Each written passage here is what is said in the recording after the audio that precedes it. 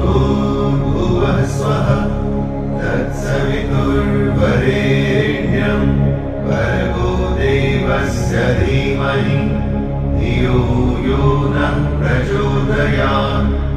गायत्री मंत्र तो आपने अवश्य सुना होगा और कभी न कभी इसका जाप भी किया होगा या गुनगुनाया होगा, लेकिन घर के मंदिर में मौजूद रामायण के श्लोकों में जो इसके रहस्य छिपे हैं, आज हम उन रहस्यों से आपको रूबरू करवाएंगे।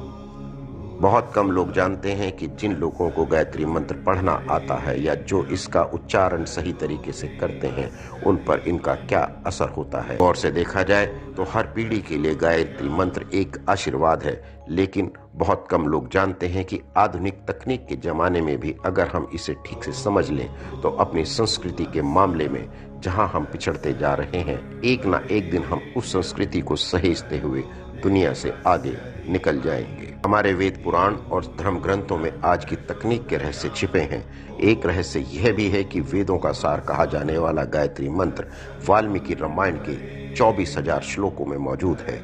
इस मंत्र का उल्लेख सबसे पहले ऋग्वेद में किया गया था, जो कि गायत्री मंत्र को समर्पित है।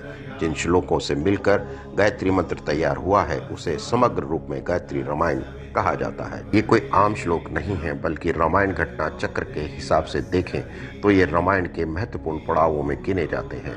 इनमें अधिकांश श्लोक घटनाक्रम से संबंधित हैं और घटनात्मक हैं, यानी इनमें किसी महत्वपूर्ण घटना या वार्तालाप का जिक्र जरूर मिलता है। गायत्री रामायण के इन 24 श्लोकों में धर्म, नीति, समाज, स्वास्थ्य, अध्यात्म जैसे रहस्यों का वर्णन किया गया है। कुल मिलाकर देखा जाए तो इन 24 श्लोकों में सांकेतिक रूप से एक गूढ़ शिक्षा देने की कोशिश की गई है, जो न केवल समाज के लिए बल्कि मानवीय दृष्टि से भी बहुत महत्वपूर्ण मानी जाती है। अगर इनका ठीक से पालन किया जाए तो आत्मिक, आध्यात्मिक और भौतिक से लेकर सामाजिक क्षेत्रों में लोगों को असाधारण सफलता मिल सकती है। हालांकि इस महागाथा के साथ कोई भी व्यक्ति छेड़छाड़ नहीं कर सकता, लेकिन लोगों ने कई बार इसे अपने हिसाब से बदलने की कोशिश की है।